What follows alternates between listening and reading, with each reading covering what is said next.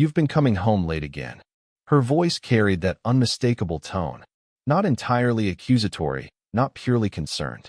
"My name is Gabriel Martinez, 54 years old and founder of Cornerstone Excavation, a commercial drilling and foundation company I created from nothing but raw determination and punishing 16-hour workdays in Tucson, Arizona.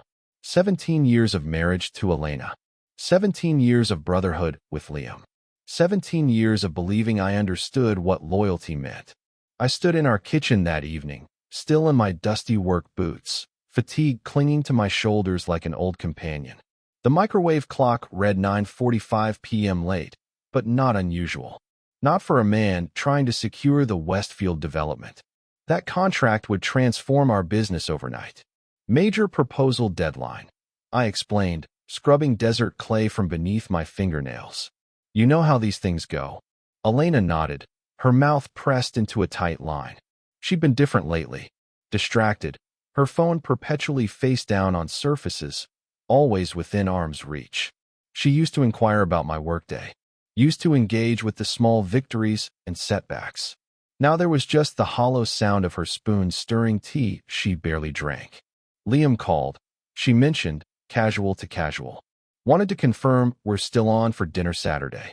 I dried my hands slowly. Liam Blackwood, my closest friend since college. The godfather to our daughter. The man who stood beside me when my mother died. When the credit union nearly seized our first equipment yard. When Elena lost our second child in the third trimester. "Of course," I said. "Tell him I'll bring that Rioja he likes." She smiled. A quick flash that vanished before reaching her eyes, then glanced down when her phone illuminated. She turned it over, read something, and the smile transformed. Became genuine. Intimate. "Just Veronica from book club," she said, though I hadn't asked. I nodded and headed for the shower. That knot in my stomach tightening. The same knot I'd felt when Madera Construction tried to undercut our bid by importing cheaper drilling equipment from Mexico. The same knot I'd felt when the loan officer called me Mijo while explaining why our expansion financing wasn't approved. The feeling that whispered, "Something isn't right here. Pay attention." Under the hot water, I reflected on Liam's new Jeep, about Elena's sudden passion for book club gatherings on Wednesday evenings, about how they both seemed to find reasons to check their phones at precisely the same moments during our last family barbecue. I'd ignored the warning signs for weeks, perhaps months, but ignoring dry rot doesn't prevent structural collapse. I met Liam Blackwood on a university construction project in 2008. He was the architectural liaison. I was subcontracting the foundation work. We discovered a shared love for vintage motorcycles over lunch, and by project completion, we were riding canyon roads together on weekends. When I decided to launch Cornerstone Excavation 3 years later, Liam was my first call. He invested $40,000, nearly all his savings, for a 15% stake, and never once questioned my judgment, even when we barely broke even those first few years. Elena and I had already been married for 5 years by then. She'd supported me when I was just a crew supervisor earning hourly wages. When we lived in that 2-bedroom apartment with the temperamental air conditioning, she believed in the dream. Even when her brothers called me a guy with dirt under his nails and castles in the sky. We built something meaningful together, a home, a daughter, Isabella, now studying architecture at university. A life substantial enough that her family eventually retracted their words at our 10th anniversary celebration. Her oldest brother admitted I'd exceeded expectations while admiring the mountain property we'd recently purchased. Liam was present throughout it all. Bachelor party, best man, hospital waiting room. When Isabella was born, the three of us, Elena, Liam, and I, were unshakable. A triangle of perfect stability. At least that's what I believed. The first undeniable crack appeared during last Thanksgiving. Liam's wife, Cassandra, had left him the year before, claiming she needed to rediscover herself. He spent the holiday with us as extended family should. I noticed how Elena's hand lingered on his shoulder when she laughed at his stories, how their eyes connected a moment too long when they thought I was distracted with dinner preparations. I dismissed it, told myself it was meaningless. Liam had been my friend for 17 years. You don't discard that relationship over a suspicion. Then came the missed calls on her phone from Veronica at peculiar hours. The new perfume she began wearing to book club meetings. How she startled when I entered her room while she was texting. Liam started inventing reasons to visit our home when I was still at job sites, offering to help Elena with the irrigation system in the garden, dropping off permits he could have easily scanned and emailed. I maintained my silence, kept working, late nights to secure our company's future, to expand the business we'd constructed together. Every man has blind spots regarding those he trusts implicitly. Mine were directly in front of me, yet I deliberately looked away until I couldn't anymore. It was a Thursday afternoon in March when everything unraveled. I'd completed the Westfield site inspection early. We'd finally secured the development contract, and I decided to surprise Elena by returning home for dinner instead of meeting with suppliers. I stopped to purchase a bottle of her favorite tequila, feeling we needed to reconnect, believing perhaps I could repair whatever was pulling us apart. The house was hushed when I entered at 6 in the evening. Elena's SUV was in the driveway, but she wasn't in the kitchen or living room. I placed the tequila on the counter, noticing her phone beside the fruit bowl, screen illuminated with an incoming message. I'd never been inclined to examine my wife's phone, never felt the need. But something about the timing, the silence in the house, the knot in my stomach that had grown too substantial to ignore. My hand moved before conscious thought intervened. The message was from Liam. Left my sunglasses in the guest room. Don't mention to Gabe that I stopped by. My body went cold. Not with shock, but with certainty. Like the final component in a foundation settling firmly into place. I ascended the stairs deliberately, each step measured. Listening. The guest bedroom door was partially open. I pushed it wider and discovered Elena sitting on the edge of the bed holding Liam's designer sunglasses, the ones I'd given him for his 50th birthday. She looked up, saw me standing there, and the color evaporated from her face. "Gabe," she said, just my name suspended in the space between us. I held up her phone, screen still lit. He left his sunglasses. She didn't deny anything. Didn't attempt to fabricate some narrative about helping him with paperwork or planning a surprise party for me. She just sat there, shoulders collapsed, still clutching his sunglasses. "You're always working late," she finally said, eyes fixed on the floor. He was there for me. I nodded slowly, feeling strangely composed. "I understand. I just need some time to process this." I turned and departed, descending the stairs, retrieving my keys from the hook by the door. I drove to the empty Cornerstone office and sat at my desk in darkness, staring at nothing. It wasn't merely my wife's betrayal. It was Liam. 17 years of friendship. 17 years of trust. The man who had helped me build everything I possessed, now attempting to claim the most essential part. I withdrew my desk bottle, the premium mezcal we'd uncorked when we secured the Westfield contract just that morning, and poured 3 fingers. Didn't drink it. Just observed the clear liquid capturing light from the parking lot lamps outside. By midnight, I hadn't touched the mezcal, but something had crystallized within me. The pain remained, a physical pressure beneath my sternum, but it was being contained by something colder, more deliberate. I devoted my life to constructing things, equipment fleets, business relationships, a company, a marriage. Now I was going to dismantle something, component by meticulous component. I retrieved my phone and called my attorney's private number. I gave Elena space for exactly 4 days, slept in the home office, didn't question where she went during daylight hours or who she was speaking with when her phone rang.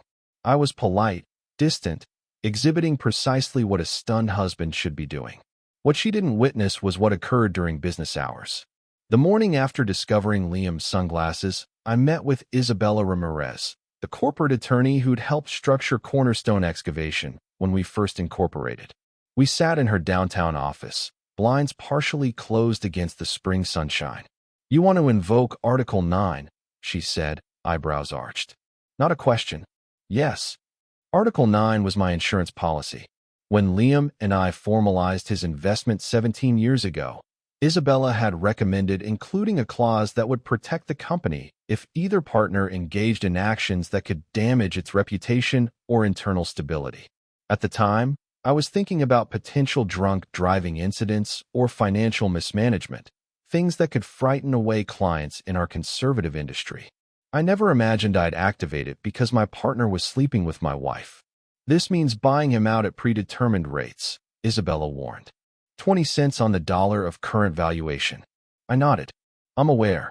And you have evidence? I slid my phone across the desk.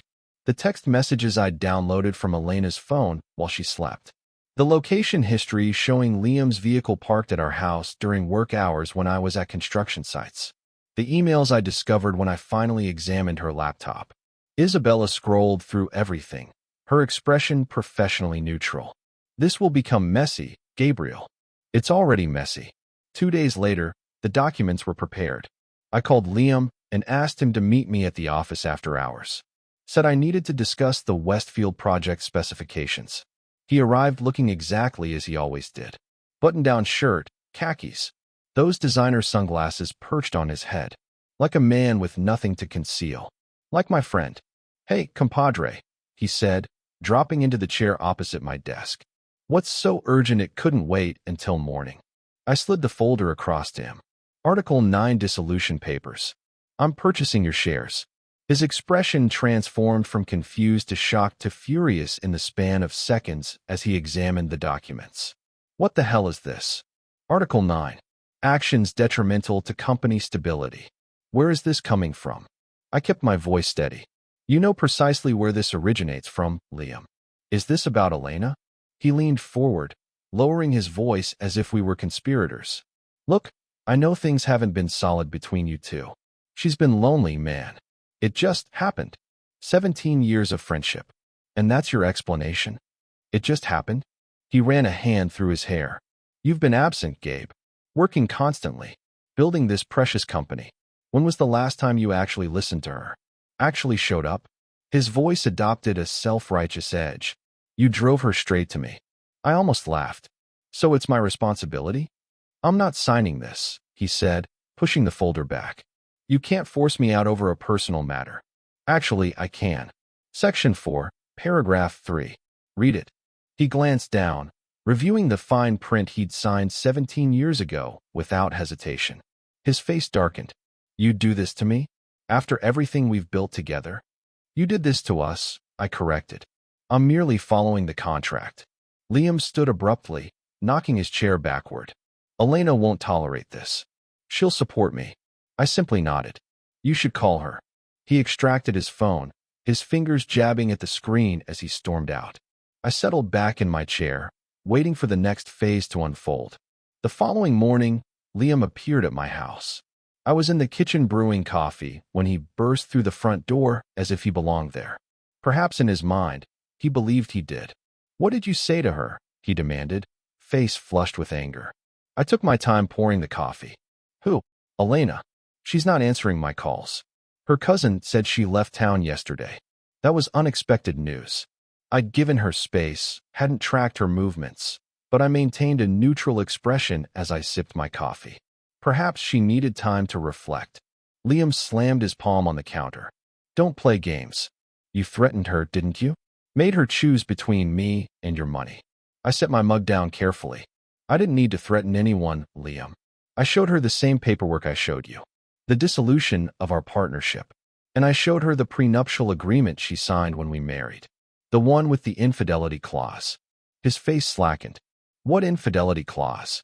The one stating if either party commits adultery, they forfeit all rights to community property acquired during the marriage, including any ownership stake in Cornerstone Excavation. This was the element Liam never knew about. When Elena and I married, her family insisted on a prenuptial agreement to protect their generational wealth. I'd agreed, but added my own conditions. We'd both signed it, then filed it away, never expecting to reference it. You're bluffing, Liam said, but his voice lacked conviction. I walked to my home office, unlocked the bottom drawer of my filing cabinet, and retrieved a folder. Inside was the original prenuptial agreement with both our signatures, along with the amendment detailing the infidelity clause. Liam read it, then looked up at me with something approaching awe. You've been planning this for 17 years? No, I said honestly. I've been protecting what's mine for 17 years. There's a distinction. He collapsed into a chair, the fight draining from him. So that's it. You strip us both of everything. Not everything, I corrected. Just what you attempted to take from me. But there was more Liam didn't realize. While he'd been busy destroying our friendship and my marriage, I'd been reviewing all of Cornerstone's client contracts. Most had been executed with my personal guarantee, not the company's. The clients were loyal to me, not to our logo. I'd also discovered something that churned my stomach. Examining the company records, I found subtle inconsistencies. Equipment rentals charged to projects that never utilized them. Expense accounts that didn't align with receipts. Vendor payments that appeared inflated. All managed by Liam. There's one additional matter, I said, producing another folder. The audit of your expense accounts for the past 3 years. Liam's eyes widened. Gabe, that's not. Not what? Not embezzlement. Because our accountant says it looks exactly like embezzlement. $215,000 worth. The blood drained from his face. It was temporary. I planned to replace it. With what funds? Your divorce emptied your accounts 2 years ago. I needed it for Cassandra's settlement, he admitted. Then for the down payment on the new house. Then to impress. He trailed off. To impress my wife, I finished for him. He stared at the floor. What are you going to do? I closed the folder. That depends on whether you sign the dissolution papers. Sign, and this audit never becomes public. Fight me, and I'll deliver this to the district attorney. Liam studied me for a long moment. You've anticipated everything, haven't you? No, I said quietly. I never thought I'd need to anticipate this. I gave Liam 24 hours to sign the papers. He did so in 14. By week's end, his 15% stake in Cornerstone Excavation belonged to me at 20 cents on the dollar, a fraction of its true value after we'd secured the Westfield development. What he didn't know was that I'd already been communicating with Westfield Properties. I'd personally guaranteed our performance on their project, assuring them that the internal restructuring at Cornerstone wouldn't affect their timeline or quality. Old man Westfield himself had gripped my shoulder and said, "We always knew we were hiring you, Gabriel, not your company." While Liam was clearing out his office, I was meeting with our 4 other major clients, securing their business with personal handshakes and revised contracts. By the time he'd finished packing his awards and coffee mug, I'd locked down 85% of our annual revenue with ironclad agreements that followed me, not the Cornerstone name. Elena returned after 10 days at her cousin's home in Albuquerque. I was in the workshop refinishing furniture when her car pulled into the driveway. She approached cautiously, like someone testing uncertain ground after an earthquake. "We need to talk," she said. "About us. About what happens next." Her voice was steady, rehearsed. She'd been practicing this conversation. "I've already filed the divorce papers," I said. "Your copy is on the kitchen island." She blinked, thrown off her prepared script. "Just like that? 17 years of marriage and you're discarding it without even attempting to heal things." The irony nearly made me laugh. "Nearly. You already made that decision," I said, positioning another cabinet door on the workbench. "I'm just handling the documentation. Gabe, people make mistakes. Marriages recover from affairs all the time." I applied a fresh coat of varnish, the brush strokes even and deliberate. "This wasn't a mistake. It was a choice. You made it repeatedly for months." The sharp scent of polyurethane filled the space between us. "What about the house?" she asked, shifting to practical matters now that the emotional appeal had failed. "And your retirement accounts? My attorney says I'm entitled to half of everything." I set the brush down and faced her directly. "Your attorney should examine your prenuptial agreement more thoroughly, specifically the infidelity clause." Her face paled. "That old document we signed 2 decades ago? It can't possibly." "It can. And it does," I said, interrupting her. "But I'm not leaving you with nothing. You'll receive the Santa Fe property and a settlement. Sufficient to begin again. Not enough to share with Liam." Her eyes widened. "Liam? What does he have to do with the divorce settlement?" "Nothing anymore. He's been removed from Cornerstone. The money he embezzled is being repaid through the sale of his shares." She sank onto a workshop stool. "Embezzled? What are you talking about?" I realized then that she didn't know Liam had been stealing to maintain the lifestyle that impressed her, to afford the gifts and dinners and weekend getaways. Ask him yourself, I said, returning to my varnishing. Though I doubt he'll take your call now that he's lost his golden goose. She stared at me as if encountering a stranger. Perhaps she was the man who would have forgiven her anything, who would have worked himself to exhaustion to provide her everything. That man vanished the day I found Liam's sunglasses in our guest room. Who are you? She whispered. I applied another coat of varnish. Someone who's finished carrying people planning to abandon me. 6 weeks after discovering Liam's sunglasses, I sat in a conference room at Sonoran Development Group, the largest construction company in southern Arizona. Across from me were their CEO, Victoria Reynolds, and their general counsel. Between us lay a stack of documents, the acquisition agreement for Cornerstone Excavation. One final opportunity to reconsider, Gabriel, Victoria said. Once you sign, there's no reversal. I reached for the pen. I'm not the one who'll harbor regrets. The strategy had materialized almost coincidentally, 3 weeks after forcing Liam out. I'd received a call from Victoria. Sonoran had been attempting to strengthen their foundation and excavation division for years. With the Westfield development secured, my company's standing had never been stronger. The timing was perfect. I could have declined, could have continued building Cornerstone myself, but the company had become contaminated. A daily reminder of betrayal. I needed a complete separation, a fresh beginning. So I'd negotiated a deal. Sonoran would acquire Cornerstone Excavation for 2.5 times its market value, with the condition that I remain as division president for 3 years, bringing my client relationships and expertise with me. After that, I'd be free to retire or launch something new. I signed my name on the final page, passing the contract back across the table. Victoria's assistant appeared at the door. Ms. Reynolds, there's someone here to see Mr. Martinez. A Mr. Blackwood. Victoria looked at me. I nodded. Liam entered, his expression tight with barely controlled fury. You sold the company without even offering me the opportunity to buy back in. I stood, extending my hand to Victoria. Thank you for your time. I look forward to our collaboration. As the Sonoran executives filed out, I finally turned to Liam. You're correct. I sold it for $22 million. His mouth fell open. 22? But my shares were worth about $750,000 when you sold them back to me for $150,000. Yes. The magnitude of his loss struck him all at once. You son of a... I'd be careful with the next words you choose, I said quietly. You're standing on exceedingly fragile ground as it is. Liam's fists clenched at his sides. This isn't over. Actually, I said, collecting my copy of the contract, it is. 1 year later, I stood on the terrace of my new ranch overlooking the Catalina Mountains, not the Santa Fe property Elena received in the divorce. A new place, larger, with a dedicated workshop where I was restoring a 1972 Triumph motorcycle I'd coveted since college. The divorce had been finalized for 8 months. The settlement was exactly what I'd offered from the beginning. Fair, but not generous. She'd accepted it without contesting once her lawyer confirmed the prenuptial agreement would stand in court. I'd heard through mutual connections that she and Liam had attempted a relationship for several months before it disintegrated.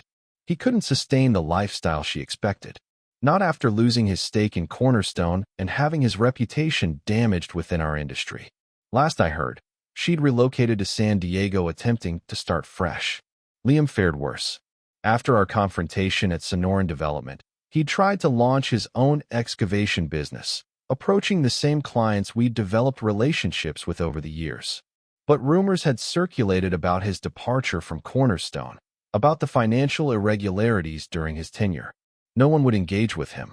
He'd ultimately accepted a salaried position with a small operation in Nevada, a significant demotion for a man who once owned part of the most successful excavation contractor in southern Arizona. I took a sip of my coffee, watching a red-tailed hawk soar above the mountains. My phone vibrated in my pocket. A message from Isabella, my daughter. She was returning home for the weekend.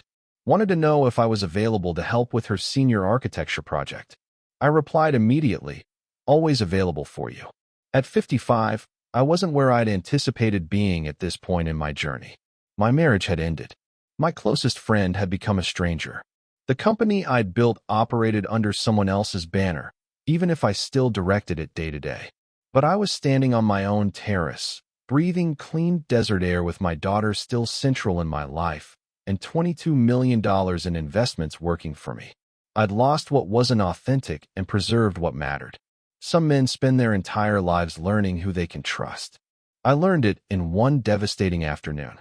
Expensive education, but worth every cent.